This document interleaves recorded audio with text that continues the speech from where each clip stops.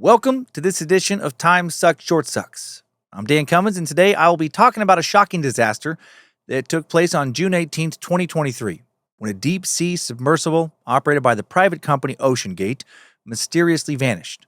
Aboard the submersible were 5 people, 4 of whom paid $250,000 each to be there, and the guy who designed the custom vessel himself. The submersible, called the Titan, was supposed to take the group approximately 12,500 feet below the surface to observe the wreckage of the Titanic. However, they would never make it that far. And after a 3-day multi-million-dollar search effort, authorities finally found out why. The Titan imploded 1 hour and 45 minutes into its descent, instantly killing all on board. And this tragedy, as it turned out, was not that mysterious. This submersible was doomed. Today, let's go over the shady history of the Titan and all the unethical decisions its designer, multimillionaire Stockton Rush, willingly made while developing this one-of-a-kind submersible. Little did Stockton know what he thought was his magnum opus was actually what was going to get him and 4 others killed. Words and ideas can change the world. I hated her, but I wanted to love my mother. I have a dream. I'll plead not guilty right now. Your only chance is to leave with us. From the very beginning, Oceangate founder Stockton Rush prioritized fame and profit over safety. He prided himself on being not just an innovator, but a daredevil. In fact, just 1 year before he died, Stockton said in an interview, if you just want to be safe, don't get out of bed. Don't get in your car. Don't do anything. At some point, you're going to take some risk, and it really is a risk-reward question. I think I can do this just as safely by breaking the rules. And I like a lot of what he just said. Life is risky. Even if you stay in bed, you can still have a heart attack. You can develop some blood clot. Your house could catch on fire. You could get food poisoning. There could be a gas leak. You die from carbon monoxide poisoning, or eventually you just die of old age. Death is always coming for us, right? Life is always full of risk. It's just a matter of how much. And there's always some really stupid shit you can do to unnecessarily hasten your demise too. Like not taking a very risky deep undersea voyage extremely seriously. Maybe break some rules when you're building something like a hammock, or painting a fence. Maybe take the rules extremely seriously when working on something like a space rocket or a submersible. Stockton, whose full name is Richard Stockton Rush III, came from a long line of dicks. Founded Oceangate in 2009 with Argentine-American businessman Guillermo Celine. At the time, the founder saw deep-sea exploration as an untapped market. They wanted to make it more accessible, not just to scientists, but to private citizens as well. Not for me, because I'm a huge baby when it comes to the ocean, and I'm scared of drowning in the ocean. But I do get how this would be, this would strongly appeal to a lot of people. Their goal was to build a small fleet of submersibles that could be leased out to research institutions or used to take tourists on underwater excursions. The former company's motto, they only now exist as a legal entity after suspending all commercial business operations in the wake of the submersible disaster, reflected that mentality. Open the oceans for all of humanity. Sounds cool. Not necessarily an accurate motto, given that the overwhelming bulk of humanity could have never in a million fucking years have afforded to join an Oceangate excursion, but I get the sentiment. A submersible, by the way, is not the same thing as a submarine. That's because where submarines are self-supporting and capable of independent travel and operation at sea, submersibles need to be transported and supported by a larger vessel, known as a support ship, for launch and retrieval. Anyway, back to Richard Stockton Rush III. He went by Stockton. He came from an exceptionally wealthy family. He was born in San Francisco on March 31st, 1962, to Richard Stockton Rush Jr. and Ellen Davies. His father, Stockton Jr., was a chairman of both the Paragon Oil and Gas Company as well as the Natoma Company, which oversaw property and investment management in and around the Sacramento area. The OG Richard Stockton Rush, a.k.a. the Oceangate founder's grandfather, was a business mogul who made a fortune in the oil and gas industries of Indonesia. Stockton's other grandfather on his mother's side, Ralph K. Davies, also an oil tycoon. My God, oil money on both sides. What a crazy situation to be born into. Dad, can you help me pay for college? Son, I can buy a college for you. At 15 years old, Ralph began working as an office assistant for Standard Oil of California, continued climbing the ranks until he became the youngest director in the company's history in his mid-20s. Later in life, he became chairman of the international shipping company American President Lines. but when he stepped into the role, the company was almost bankrupt. However, by the time he died in 1971, Ralph had successfully transformed American President Lines into a shipping empire, and he became a multi-millionaire while doing so. Also amongst Stockton's affluent ancestors are two signers of the Declaration of Independence, Benjamin Rush and Richard Stockton. Fine, you get the picture. Stockton Rush didn't just come from a wealthy family. He came from a wealthy family that married into a wealthy family. And during his life, Stockton worked hard to honor the legacy of his forefathers by increasing his wealth by any fucking means necessary. Maybe he wasn't that ruthless, but he was ambitious, which, not a bad thing. Before he set his eyes on the ocean, Stockton believed his ticket to fortune and fame, more fortune, I guess, lay in the skies above. He was determined to become the first a pilot, then an astronaut. His biggest dream of all was to be the first human being to ever step foot on planet Mars. So, very ambitious dude. At 19 years old, he became the world's youngest jet transport rated pilot. That's admirable. And then just a few years later, he received his Bachelor of Science degree in aerospace engineering at Princeton University. So he's not a dummy. While going to school there during the summers, he worked as a flight test engineer at the McDonnell Douglas Corporation and as a DC-8 officer for Overseas National Airways. Not just resting on his family fortune, right? He was a go-getter.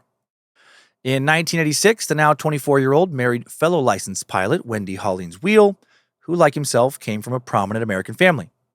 Interestingly enough, her lineage actually has an eerie connection to her husband's future cause of death. Wendy's great-great-grandfather was a man named Isidore Strauss. Isidore was a very successful businessman who, alongside his brother Nathan, jointly owned Macy's department store in Manhattan. He was also a one-time New York congressman. U.S. President Grover Cleveland once offered him the position of Postmaster General, and he declined. When the Mutual Trust Insurance Company opened in New York City in 1902, he was one of its 13 directors, along with William Rockefeller and Cornelius Vanderbilt. So this is a mover and a shaker. During the early 20th century, Isidore and his wife Ida were one of the most well-respected, well-to-do couples in all of New York City, very much a part of the upper crust, of high society. And in 1912, at the end of a beautiful vacation, I'm sure, in the French Riviera, I've heard it's nice, this couple, Wendy's great-great-grandparents, made the last-minute decision to book passage back to New York on the RMS Titanic. They purchased a first-class cabin for 221 British pounds, which is equivalent to a little over $40,000 US in today's money, and they set sail for home. And as we all know, the Titanic would never make it home. On April 13th at 11:40 p.m., crew member Frederick Fleet realized the Titanic was on a direct collision course with a gigantic iceberg, but by the time he notified his superiors, it was too late. Starboard side of the ocean liner struck the iceberg, and the steel plates of the hull crumpled and separated, allowing cold ocean water to rush in. During the evacuation onto the lifeboats, women and children were given first priority, so while her husband was forced to stay behind, Ida Strauss was ushered onto lifeboat number 8. But she refused to get on it. She was overheard telling her husband, Isidore, we have been together for all these years. Where you go, I go. Ida removed her fur coat, wrapped it around the shoulders of her handmaid, Ellen Bird, and told the young girl to board on the lifeboat in her place. Isidore and Ida Strauss were last seen sitting together on a pair of deck chairs, holding hands while the ship was going down. And you know what? I'm not crying. You're crying. 111 years later, Wendy Wheel's husband would die looking for the same ship that her great-great-grandparents perished on. That's crazy. But I'm getting ahead of myself. Like I said, Stockton Rush's first love was the sky. However, at some point in his early 20s, those dreams were crushed when he was deemed ineligible for Air Force pilot training due to less than perfect eyesight. Now knowing he would never be able to explore the great unknown of the infinite galaxy, Stockton decided to turn his focus to the great unknown of the big blue sea. And this will lead to him founding Oceangate years later, co-founding it in Seattle in 2009. The first vessel his company acquired was a 5-person crewed submersible called Antipodes. It was designed to reach depths of 305 meters or 1,000 feet and had a 72-hour life support capacity for 5 people. The submersible had been built in 1973 and was used by commercial divers working in the North Sea oil fields until Oceangate purchased it in 2009 for what sounds like a bargain to me for something this specialized, $295,000. Between 2010 and 2013, the company performed an estimated 130 dives with Antipodes. The company's business model involved renting out its submersible to researchers and taking tourists, whom the company referred to as citizen scientists, on underwater excursions. Co-founder Guillermo Celine estimated in 2012 that passengers typically paid between $7,500 and $40,000 per person per trip, depending on the excursion. 4 years later, in 2013, Oceangate teamed up with the University of Washington's Applied Physics Lab to build their own custom vessel, another 5-person submersible, capable of reaching 3,000 meters, or 9,842 feet deep, called Cyclops 1. Diving down much further with this one. Huge leap forward if it worked, but it didn't. This project was a complete disaster. Oceangate only completed $650,000 worth of work on a $5 million collaborative agreement before the university left the project. And in the end, Cyclops 1 could only withstand a maximum depth of 500 meters or 1,640 feet, not nearly the leap forward, or I guess leap down they were hoping for. But Stockton Rush, not going to be deterred. That same year, Oceangate began developing another submersible, one that would be capable of bringing passengers 3,800 meters, or 12,467 feet below sea level, my God, to catch a glimpse of what remains of the RMS Titanic sitting on the ocean floor. When going really, big did not pan out for them, well, they went even bigger. This submersible was originally referred to as Cyclops 2, but it was later renamed Titan, often called the Titan. However, 2 years later, in 2015, the Oceangate team still had made very little progress on Cyclops 2/Titan. Despite this, Oceangate started quietly allowing, no press release was made, private citizens to sign up for a future trip to the Titanic. One couple named Mark and Sharon Hagel signed a contract, paid a $10,000 deposit to reserve their spots on the vessel. Then 2 years later, in March of 2017, the company officially announced that it would be conducting the first manned submersible dive to the Titanic since 2005, and that tourists could come join the crew as, quote, scientific citizens or mission specialists for the low, low price of $105,129 each. That's a weirdly specific number. I don't know why they didn't just go with 105 even, but now they got to throw that extra $129 in there. This expedition was actually now scheduled for June 2nd through June 9th of 2018. But then 5 months after this announcement, construction on the core pressure vessel, a.k.a. the hull of Cyclops 2/Titan, was finished, and soon after that, the entire submersible was completed and renamed Titan. Then in February of 2018, the Hagels, who already paid their $10,000 deposit, well, they wired Oceangate an additional $190,258 for their 2 Titan tickets. Well, I guess kind of Titanic tickets, because they're going to see the Titanic. Seeing that after years of anticipation, the long-awaited expedition was about to happen. However, behind the scenes, there was a whole bunch of people that were praying it would not happen. 2 months after the company announced Titan would be taking voyagers to see the Titanic, Oceangate received a letter from the Marine Technology Society, a trade group of deep-sea exploration and tech experts.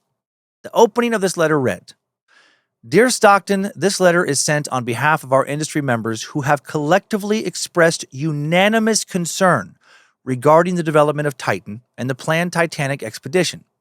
Our apprehension is that the current experimental approach adopted by Oceangate could result in negative outcomes, from minor to catastrophic, that would have serious consequences for everyone in the industry." The letter pointed out that Oceangate was falsely advertising to the public that Titan would both meet and exceed the safety standards set by the DNV-GL, an accredited classification society that verifies and licenses maritime vessels around the world.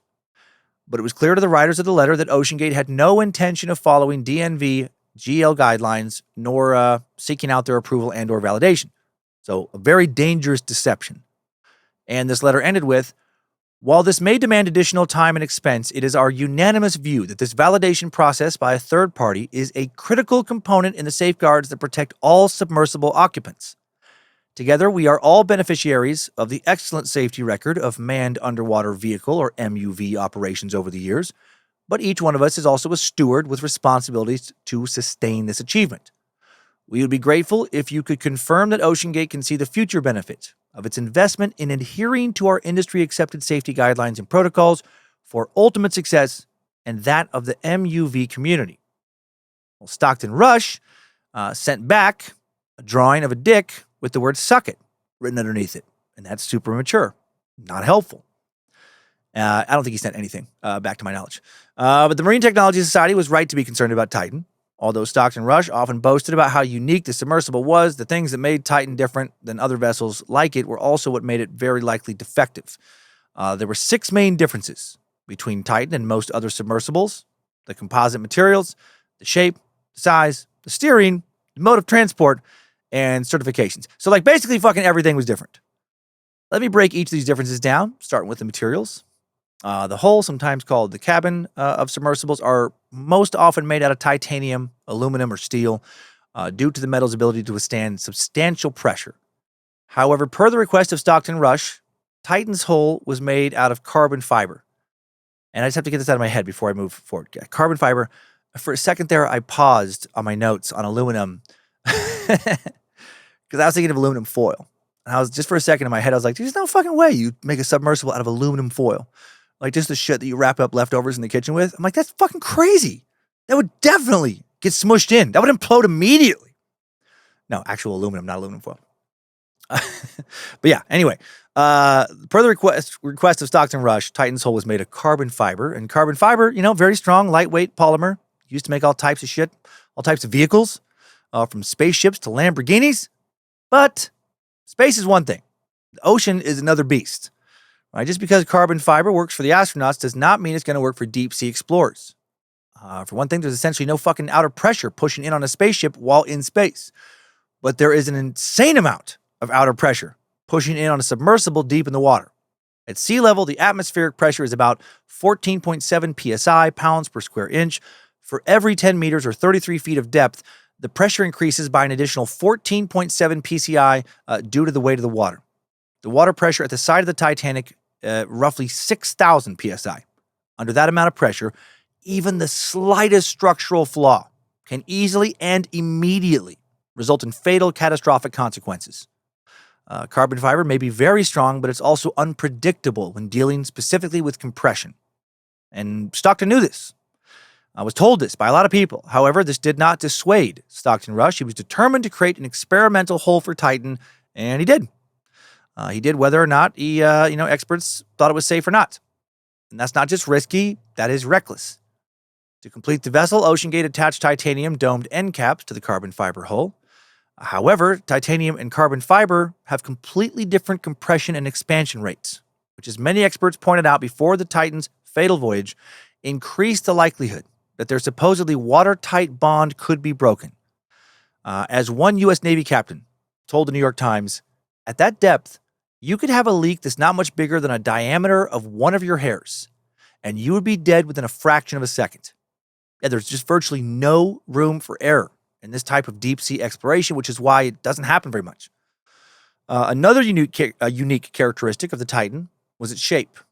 In order to ensure an even distribution of pressure at extreme depths with extreme pressure, most, if not all other submersibles are spherical. But the Titan was oblong, which could have contributed to its inevitable implosion. By could, I mean did. The Titan was also larger than your typical submersible. The average maximum capacity is 3 people, but the Titan could accommodate up to 5 people. Why was it bigger and therefore more susceptible to implosion due to a large interior space that would need more structural protection at great depths? Money. Right? The more room you have on board, the more tickets you can sell, and the more money you can make. The Titan's steering apparatus was also bizarre. They used a video game controller to steer, and although similar concepts have been used on other submersibles, they're usually built specifically, completely custom built for the vessel, not kind of Frankensteined onto it. But the Titan used a modified Logitech gamepad. Like I said earlier, submersibles require a support ship to take them to and from the dive site. Normally, the submersible is carried aboard a support ship, then lifted carefully off of the ship's platform, carefully lowered into the water. Conversely, the Titan was towed behind its support ship on a platform, kind of like it was going water skiing. Like it was doing some fucking wakeboarding. And that seems, I'm a layman here, but that seems a bit idiotic.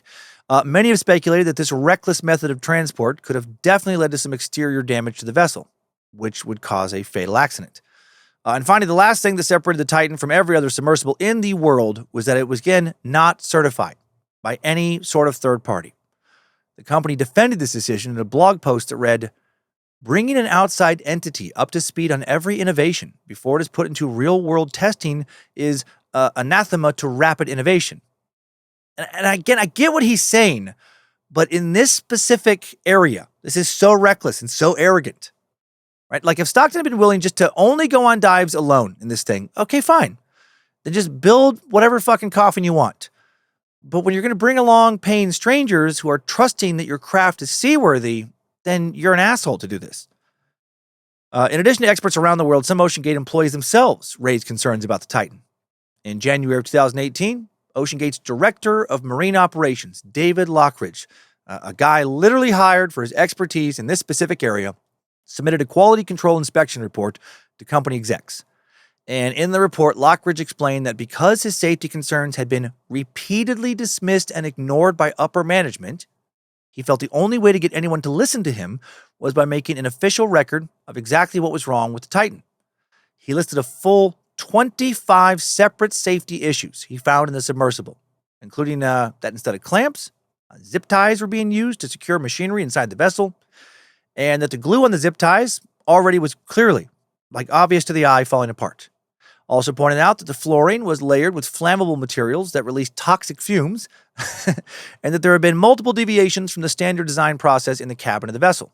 Multiple pages of the report were also dedicated to potential construction and compression problems involving the use of carbon fiber in the hull.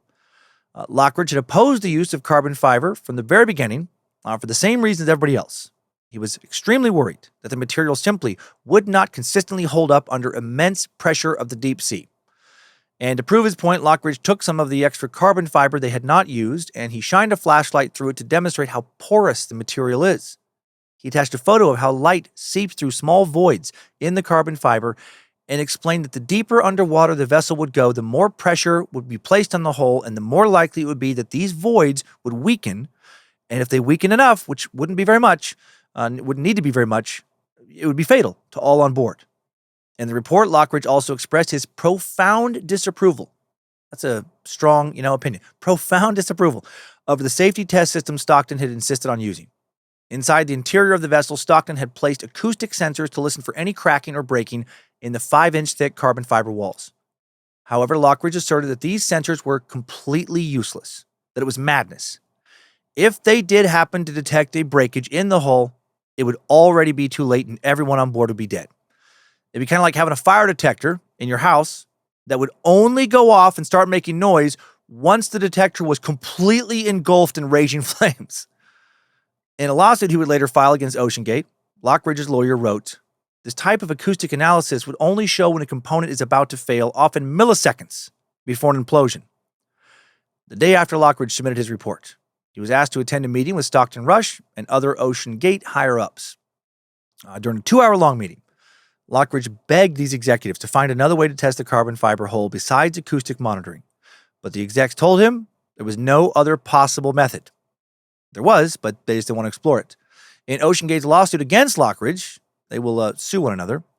They claimed that the director of marine operations refused to accept that, quote, the acoustic monitoring and incremental testing protocols were, in fact, better suited to detect vessel safety issues, if any. And again, there's this arrogance. This is not how any other submersibles are doing this. They're just going rogue and just patting themselves on the back and thinking we're just so far ahead of our time. Other people, regulatory boards wouldn't understand because they're just stuck in the old ways. As it became evident his words were falling on deaf ears, Lockridge decided to argue for something else. He requested that absolutely no one should be on board the vessel during tests using the acoustic monitoring system. Once again, Oceangate execs denied his request, saying that CEO Stockton Rush would be the only one on board during tests and therefore the only one at risk. But that wasn't good enough for David Lockridge, and Lockridge refused to sign off on any manned marine tests, giving the faulty acoustic monitoring system that was placing anyone on board in fatal danger. Well, in response to that, 3 days later, Lockridge gets fired. In a communication to Lockridge, Oceangate's then chief operating officer, Neil McCurdy, wrote that during the meeting, quote, "It became clear to Stockton that he and you were at an impasse regarding the Cyclops II, aka the Titan hull, and the only option was the termination of your employment." After he was fired, Lockridge filed a complaint with the Occupational Safety and Health Administration, OSHA, claiming his former employer violated the Seamen's Protection Act, a policy which, quote, "prohibits persons from retaliating against seamen for engaging in certain protected activities pertaining to compliance with maritime safety laws and regulations. In February of 2018, OSHA sent a letter to Oceangate informing them a preliminary investigation into their conduct was underway. Lockridge was not named in the letter, but I have a feeling Stockton knew exactly who the whistleblower was. In March that same year, Oceangate announced that the Titanic expedition, which was supposed to take place in 3 months, was being pushed a little over a year out, now being rescheduled for July of 2019. Around that same time, and as they were still being investigated by OSHA, Oceangate sued David Lockridge. The lawsuit asserted that Lockridge committed 2 primary wrongdoings for which they were seeking compensation: breach of contract and fraud. Oceangate claimed that their former director of marine operations violated the employee intellectual property agreement by discussing confidential information about Titan with at least 2 other people. This breach of agreement, Oceangate alleged, caused the company irreparable harm, and therefore they were entitled to some form of monetary relief. They also claimed that Oceangate was to Lockridge what those fucking gross American guys are to their foreign sweethearts on 90-Day Fiancé, a green card. Lockridge is a citizen of the UK and was still living there when he was first hired by Oceangate in 2015. That year, as part of his benefits package, the company gave him almost $10,000 to cover the cost of relocating himself and his family from Great Britain to Washington State. Oceangate also agreed to help Lockridge and his family obtain, quote, permanent resident status and pay for all costs relating to the application, enrollment, and all associated legal fees. According to the lawsuit, as soon as he acquired his permanent resident status, Lockridge got fired on purpose. These assholes. How dare David try and keep people from dying? How dare he try and get them to do the obviously right thing and scrap this project? Oceangate claimed David had no intention of working for the company indefinitely, as he said he would, and were simply just using them as a means to get his family and himself across the pond.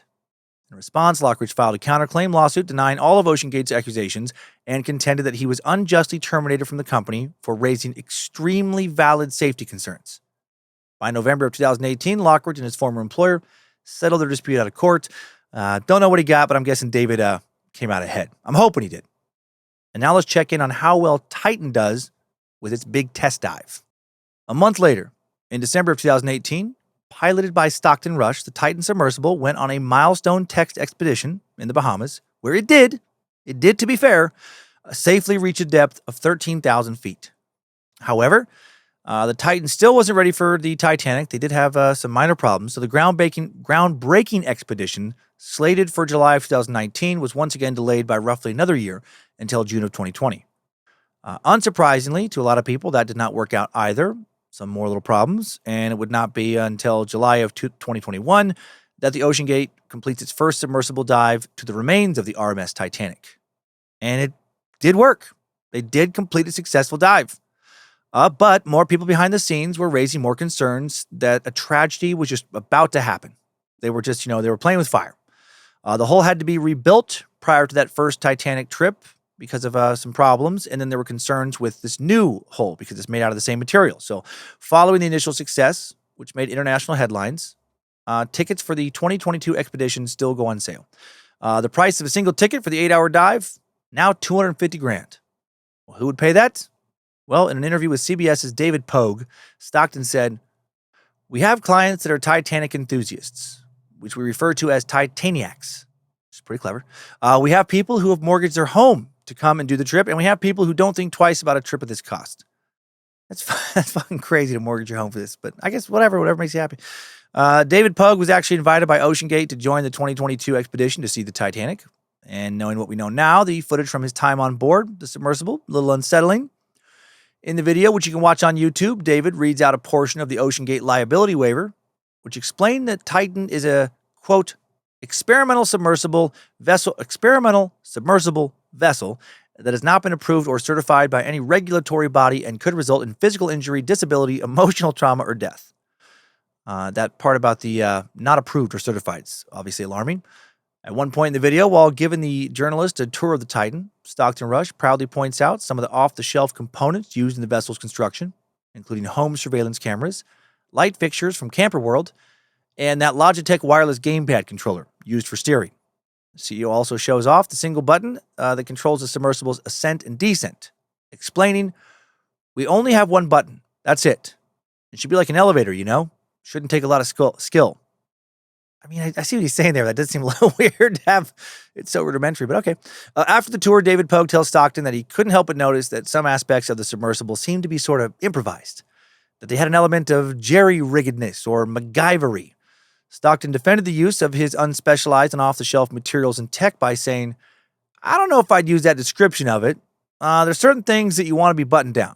So the pressure vessel is not MacGyver at all, because that's where we work with Boeing and NASA and the University of Washington. Everything else, besides the carbon fiber pressure vessel, can fail. Your thrusters can go. Your lights can go. You're still going to be safe. Despite being clearly apprehensive about the Titan, throughout the video, the journalist still seems excited to be one of the few people to see the Titanic with their own eyes. When the luxury cruise liner collided into that iceberg in 1912, it didn't just sink, it vanished. It took 73 years to be located, and even after it was found, it still remained elusive. And that's because, as we went over back in episode 208, when we talked about this, the sinking of the Titanic, the logistics of getting to the Titanic are fucking insane. For one thing, it's very, very dark down there.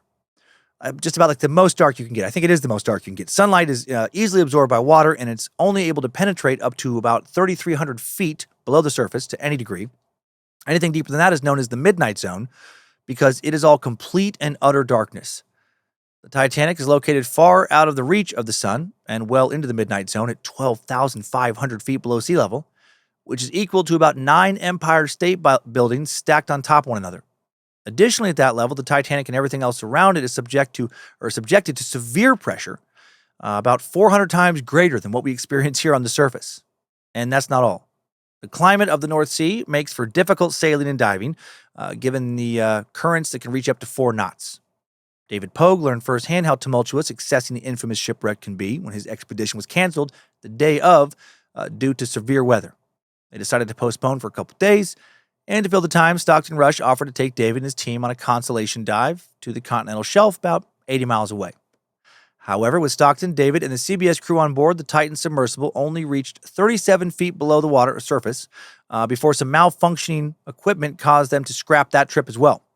The buoys that the platform the Titan was launched from and brought back up to had become detached. A few days later, the weather finally cleared up, and the Titan's dive of the Titanic was finally cleared for takeoff. But then that attempt, also a failure. I said earlier, Stockton Rush wanted the Titan to be easy as possible to use, so that any dipshit moron off the street could pilot it. Didn't actually use the phrase dipshit moron, but that's the gist I got from all his interviews. Anyway, because GPS doesn't work underwater, submersibles have to rely on their support above the water to help them navigate. Most, if not all, other submersibles are equipped with specialized tech to facilitate this communication. The Titan, on the other hand, simply had a screen that received text messages from a support ship telling them where to go. And this system failed during David's expedition, and the Titan was never able to find the shipwreck. However, a few days later, they tried again, and this time, again to be fair, everything went smoothly. David and the other passengers on board, who were all tourists, were able to witness the Titanic firsthand through the submersible's one little window. However, the next tourist expedition the Titan embarked on, not quite as lucky. On June 16, 2023, the Titan support ship, the Polar Prince, departed from Newfoundland, Canada, towing the submersible behind it. Right, it's doing some wakeboarding. 2 days later, at 8 a.m. Eastern Time on Sunday, June 18th, the Titan is launched. It was expected to arrive at the Titanic shipwreck in 2 hours and 30 minutes. On board the submersible were 5 people. Chief Executive Officer of Oceangate, Stockton Rush, French deep-sea explorer and Titanic expert, Paul-Henri Néronlet, known by many as Mr. Titanic. Excuse me, his last name is Nargeolet. Paul-Henri Nargeolet, Mr. Titanic. British businessman Hamish Harding, and Pakistani businessman and philanthropist Shahzada Dawood, along with his 19-year-old son Suleiman. The night before the expedition, Hamish Harding posted on Facebook, "I am proud to finally announce that I joined Oceangate Expeditions for their RMS Titanic mission as a mission specialist on the sub going down to the Titanic. Due to the worst winter in Newfoundland in 40 years, this mission is likely to be the first and only manned mission to the Titanic in 2023. A weather window has just opened up, and we are going to attempt to dive tomorrow. We started steaming from St. John's, Newfoundland, Canada yesterday, and are planning to start dive operations around 4 a.m. tomorrow morning. Until then, we have a lot of preparations and briefings to do. The team on the sub has a couple of legendary explorers some of which have done over 30 dives to the RMS Titanic since the 1980s, including PH Nargile. More expedition updates to follow if the weather holds. But Hardy would never get the chance to post any more updates because 1 hour and 45 minutes into the dive, with this contact with the submersible was lost. Around the same time, 9:45 a.m. Eastern Time, the U.S. Navy detected, quote, an anomaly consistent with an implosion or explosion. So obviously that's not good. Despite losing communication with the submersible, the surface team doesn't do anything, and they continued to not do anything for almost 8 hours. Even when Titan didn't show up at 3 p.m., the time it was scheduled to resurface, they still did not send out a mayday or distress signal. According to multiple sources, the team likely delayed raising any alarms because communication failure was a common occurrence with Titan due to its rudimentary communication system, which, if you remember, was just texting. One expert also noted that in addition to the failure-prone system, what made identifying an emergency on the Titan even more difficult was that it was not equipped with the standard emergency radio beacon. On other vessels, if there was an emergency, a buoyant radio beacon that emits a constant beep is deployed from the submersible. Additionally, it's an international best practice for deep-sea exploration teams like Oceangate to establish some sort of procedure to maintain regular communication, such as making contact every hour on the hour. Oceangate had no such procedure in place, right? These guys, they didn't like following the rules. Not that it would have made any difference, in the end, in this case, but what if they hadn't imploded? What if they had just gotten stuck on something, or the controls malfunctioned and they were unable to power their way back up to the surface? Well, in that case, every minute is so important. So yeah, just another example of reckless behavior here. Aaron Davenport, a maritime expert and retired U.S. Coast Guard officer, commented on this shortcoming, saying, "You would think the Titan would check in with the surface on a regular basis. And then if you don't hear from them, then that would be an indication that you may need to start thinking about a potential rescue or getting things staged or invoke a plan if you are unable to determine if they are safe or not." Yeah, it seems like common sense. At 5:40 p.m. Eastern Time, June 18th, the surface team aboard the Polar Prince finally informed the U.S. Coast Guard of an overdue submersible about 900 nautical miles east of the coast of Cape Cod, Massachusetts. Both the U.S. and Canada now deployed both ships and planes to join the search effort for the missing submersible. In addition to searching for floating debris or the submersible itself from the skies, some of the planes were also dropping sonar buoys, able to monitor to a depth of 13,000 feet below the water. By the next day, the missing submersible had made international news. Private citizens with commercial vehicles were sailing out to the search area to volunteer their services, and at 10:50 a.m. on June 19th, France also joined the rescue effort by deploying a deep-sea diving vessel called Atalante. Atalante. People around the world watched with bated breath to see what would happen next. Of course, millions are following the search for the Titan because they're hoping for the passenger's survival. But I would wager, even more people are hooked because as it unfolded, the story just got stranger and more high stakes. Less than 24 hours after the Titan went missing during its search for the Titanic, the internet had put together, as we went over earlier, that the wife of one of the missing passengers had relatives that died on the Titanic. Additionally, many speculated the submersible was still out there, that they'd maybe lost power, just floating along the seafloor, and time is running out to save them. The Titan was equipped with enough oxygen to support 5 people for 96 hours, I believe. I think I mentioned that earlier, but if I didn't, 96 hours, 5 people. And by the evening of June 19th, almost 50% of that breathable air was already gone. During the second day of the search, or, would be if they're still alive. During the second day of the search, dwindling hope for the crew's survival is slightly revived by some mysterious undersea sounds that are identified near the side of the Titanic. I remember hearing about that when it happened. I'd be like, oh my God, they're still alive. I remember talking about that actually here in the office. The U.S. Coast Guard announced on Tuesday, June 20th, that a Canadian Lockheed P-3 Orion aircraft enabled with tech to trace submarines detected banging sounds emitting at precise 30-minute intervals over the course of a few hours. Some speculated that the sounds might be the trapped and suffocating passengers of the lost submersible calling for help, but the Coast Guard and other officials seemed less optimistic. The next day, the news of the peculiar banging sounds was arguably overshadowed by the very weird online behavior of one of the missing crew members' horny, strange stepsons. Brian Sass is a stepson of Hamish Harding, the billionaire that posted on Facebook prior to embarking on his trip to the Titanic. And on Wednesday, June 21st, while his stepdad is either dead somewhere in the North Atlantic or slowly suffocating in a minivan-sized death sub, Brian pretty active on social media, flirting with OnlyFans model Baby Brea. Bray had posted on Twitter a picture of herself in a thong with the caption, "Can I sit on you?" Upon seeing that, as the high-stakes search for his beloved step-papa was reaching its peak, Brian thought he might as well shoot a shot. He retweeted Bray's picture and added an enthusiastic, "Yes, please!" The 37-year-old man, who was once detained by police in 2021 for online stalking, also came under fire for attending a Blink-182 concert the day after the Titan submersible first went missing. The internet came after Brian for his seemingly disrespectful and apathetic behavior. Weirdly enough, one of the most prominent people to comment on Brian's actions was Cardi B, who criticized the billionaire's stepson in a video on her Instagram story. And then Brian responded to the rapper in a string of tweets writing, "What a piece of shit, trashy celeb. Cardi B trying to get clout off me, and my family's suffering. I went to a Blink-182 concert for coping rather than sitting at home and watch the news. Shame on you, Cardi. Get some class." He also, hours before his stepdad's death will be confirmed, will post a screenshot of a DM he got from Travis Barker, the drummer from Blink-182, who wrote, "Praying for you and your family." And then he replied that he would be attending Blink's San Diego show that night. And he added, "Thanks for the love, fam." Hello, affluenza. My God. Now, there were also some people that came to Brian's defense, saying that, everybody has a right to grieve and cope, with stress in their own way. And I do agree with that. And maybe his stepdad, I don't know, treated him terribly. I mean, you could argue again that this was just his way of dealing with things. But also this guy, if you look into him further, seems like a heartless tool.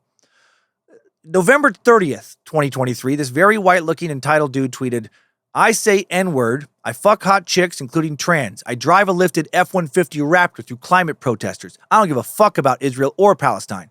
I support the genocide of 46 million turkeys on Thanksgiving to defeat vegans. Fuck your feelings. I'm rich." I think he's trying to be funny there. little much, dude. On September 3rd, 2023, he tweeted a selfie in front of the Sheikh Zayed Grand Mosque with the caption, "In Abu Dhabi with my Muslim N-word." He then tweeted a couple days later that he got fired from his job, if he even had a job, for constantly dropping N-bombs online. And when people commented that, yeah, that's probably a good thing, he let him know that he doesn't ever need to work because he's got millions in inheritance related to his stepdad's death. He told one commenter that he inherited more than they will ever make in their lifetime. So maybe don't feel bad for Brian. Anyway, back to the main story. The deadline for when the breathable air in the submersible would run out was calculated to be 6 a.m. Eastern Time, Thursday, June 22nd. After that time came and went, the search effort sadly changes from being a rescue mission to a recovery mission, as officials are certain that at that point, it is absolutely impossible that anyone could have survived whatever happened. And they were right.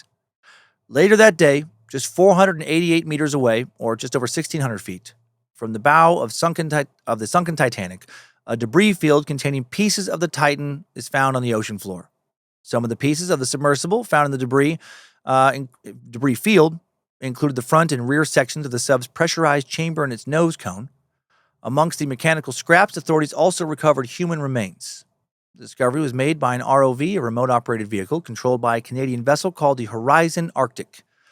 Weird side note about the Horizon Arctic, the giant ship was originally built for multiple types of offshore operation, including anchor handling, towing oil rigs, and oil spill cleanups. However, in 2021 and 2022, the Horizon Arctic was hired by Oceangate to serve as a support ship for the Titan submersible's expeditions to the Titanic. Who knew a year after and in almost the exact same spot that the Horizon Arctic first helped launch the Titan into the North Sea, it would be aiding in the search for the submersible's decimated remains. After analyzing the pieces recovered from the debris field, the U.S. Coast Guard confirmed that at 9:45 a.m. Eastern Time on June 18th, the Titan submersible had imploded, instantly killing all 5 passengers. 9:45, as we went over earlier, the same time the U.S. Navy sonar had detected an anomaly consistent with an implosion or explosion under the water, and the same time that the Polar Prince lost contact with the sub. An implosion is a violent inward collapse that occurs when the pressure outside of a vessel is greater than the pressure inside of the vessel, so it essentially squeezes in on itself. The Titan was only approximately 3,500 feet below the surface when it imploded. The weight of the water pressing down on the vessel at that depth would have been equal to the full weight of the Eiffel Tower, which is tens of thousands of tons. According to the BBC, if a sub implodes that deep in the water, the hull collapses inward at about 1,500 miles per hour, about 2,200 feet per second. Therefore, the entire implosion would occur in slightly less than 1 millisecond. Damn! While that sounds awful, and it is, minor consolation to the victims' families might be that it takes the human brain about 150 milliseconds to respond to any sort of stimulus, including pain. So they were literally killed before they had a chance to even know what was happening, which they did not know. So they likely, never realized they were in danger. Just one moment, they're on their way to see the Titanic, and the next moment, they're already gone. So in a way, we should all be so lucky. In addition to the initial implosion, because of the high concentration of hydrocarbon vapor inside the submersible, the air would automatically ignite, causing a minor explosion. For a long time, it wasn't exactly clear what caused the disastrous loss of pressure, though lots of people speculated it was likely due to all of the one-of-a-kind features, all of the shortcuts that the experts had taken, when making this submersible, or I guess not experts, but the Oceangate people were doing when they made the submersible, shortcuts that were protested by experts, and these experts were right. On April 11th of 2024, a paper published in the Proceedings of the National Academy of Science presented strong evidence that the carbon fiber used to make the pressure chamber combined with the shape of the chamber itself was the cause of the explosion.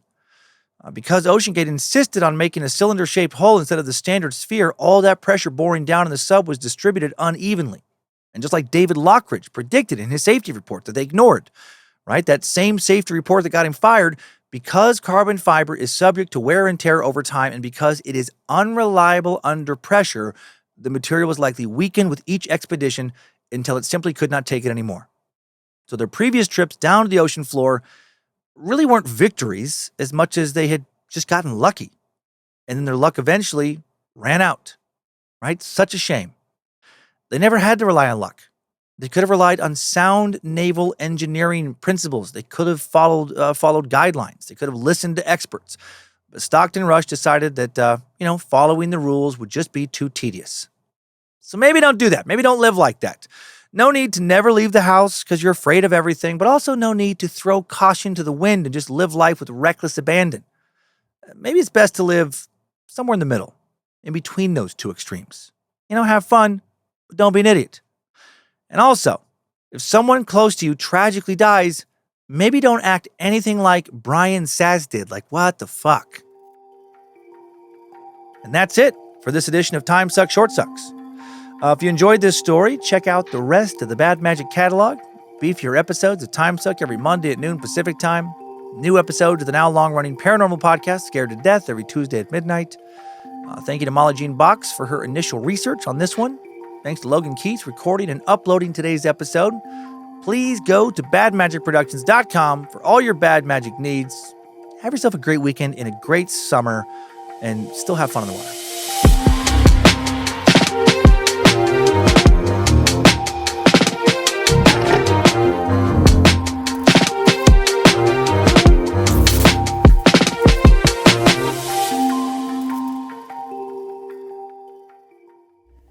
Bad Magic Productions.